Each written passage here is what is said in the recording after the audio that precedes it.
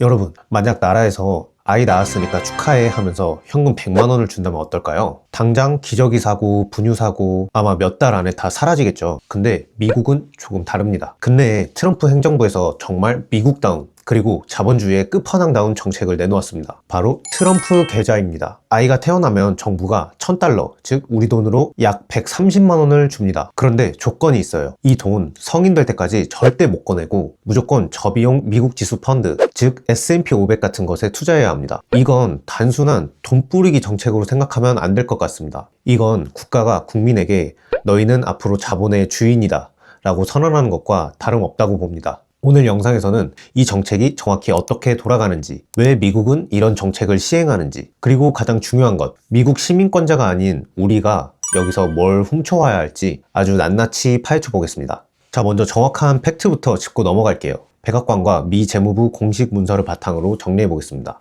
2025년 7월에 서명된 크고 아름다운 법안, 줄여서 OBBBA라고도 불리는데요. 이름부터 참 트럼프답죠. 이 법안 내용 중 가장 저의 눈길을 끈 건 트럼프 계좌라는 이 아동들의 자산 형성을 돕는 프로젝트입니다. 우선 첫 번째로 2025년 1월 1일 이후 태어난 모든 미국 아이들에게 정부가 1000달러를 지원합니다. 둘째, 이 돈은 부모가 마음대로 못 씁니다. 무조건 저비용 인덱스 펀드, 즉 S&P 500 같은 미국 시장 전체를 사는 상품에 투자됩니다. 셋째, 부모나 친척이 이 계좌에 연간 최대 5000달러까지 추가로 돈을 넣어줄 수 있습니다. 여기에 세금 혜택까지 주면서요. 네 번째, 아이가 18살, 즉 성인이 될 때까지 인출 금지입니다. 18세가 지나면 학자금, 창업자금, 주택 구매 같은 건전한 목적으로만 사용할 수 있게끔 풀립니다. 여기서 놀라운 점이 한 가지 더 있습니다. 바로 민간의 화끈한 지원 사격인데, 최근 미국의 기업가 마이클 델이라는 사람이 이 정책을 지원하기 위해 우리 돈 약 9조 원이라는 천문학적인 금액을 기부했습니다. 정부가 판을 깔고 기업가가 조 단위 돈을 지원하면서 이 나라 정책에 힘을 실어주는 것, 정말 멋진 풍경이 아닐까 싶어요. 자, 그럼 미국은 왜 굳이 지금 당장 필요한 현금을 주지 않고 굳이 주식을 사주었을까요? 여기서 우리는 미국의 무서운 점을 봐야 합니다. 한국의 출산 장려금은 보통 양육비 보조의 성격이 강합니다. 당장 먹고 사는데 보태 쓰라는 거죠. 하지만 미국은 이 돈을 시드머니로 정의합니다. 태어날 때부터 미국 기업들의 주주가 되게끔 해서 나라가 성장하면 개인의 부도 같이 성장하는 시스템을 강제로라도 만들어주겠다는 의도가 아닐까 싶습니다. 우리 자본주의 사회에서 노동소득만으로는 절대로 자본소득의 증가 속도를 따라잡을 수가 없죠. 트럼프 정부는 이걸 너무나도 잘 알고 있겠죠. 그래서 가난의 고리를 끊으려면 아이들에게 빵을 주는 게 아니라 빵 공장에 지분을 주는 겁니다. 이게 성공하면 어떤 일이 벌어질까요? 아이가 태어나자마자 애플, 마이크로소프트,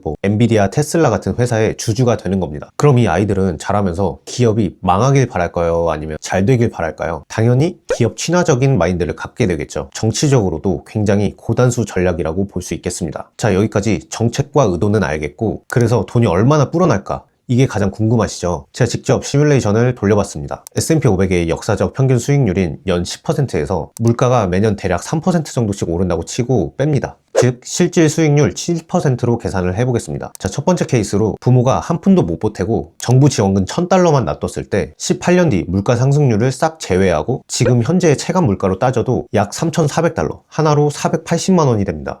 140만 원이 480만 원? 18년 동안 투자한 거 치고 별로 안 늘어난 거 아니야? 라고 생각하실 수도 있는데요. 여러분, 만약 이 돈을 그냥 입출금 통장에 넣어놨다고 생각해 볼게요. 인플레이션을 그대로 맞고 돈의 가치가 반토막이 났을 겁니다. 가만히만 냅뒀는데 구매력이 3배 넘게 불어났다는 건 엄청난 방어력입니다. 자, 이제 두 번째 케이스로 부모가 매달 100달러, 약 14만원씩만 더해준다면 매달 조금씩 아껴서 자식한테 넣어준 이 돈, 18년 뒤에 어떻게 될까요? 물가를 다 반영하고도 지금의 돈 가치로 약 4만 달러, 우리 돈으로 5,600만원 정도가 됩니다. 아이가 성인이 딱 되었는데 지금 가치로 5, 6천만원짜리 통장을 쥐고 시작한다? 학자금 대출 이런 거 필요가 없겠죠. 여러분, 이게 바로 제가 항상 강조하는 시간의 위력입니다. 갓 태어난 아기에게는 투자 스킬보다 더 강력한 무기, 바로 투자할 수 있는 시간이 엄청 많이 있다는 겁니다. 미국 정부는 그 시간을 강제로 활용할 수 있게 만들어 주었습니다. 하지만 미국 내에서도 비판의 여론은 많이 있습니다. 정치적인 목적이 다분하겠지만 그래도 아예 간과할 내용들은 아니니까 비판적인 시각들도 짚어볼게요. 자, 첫 번째, 부익부 빈익빈, 즉 부의 양극화가 가중된다는 우려입니다. 정부는 1000달러를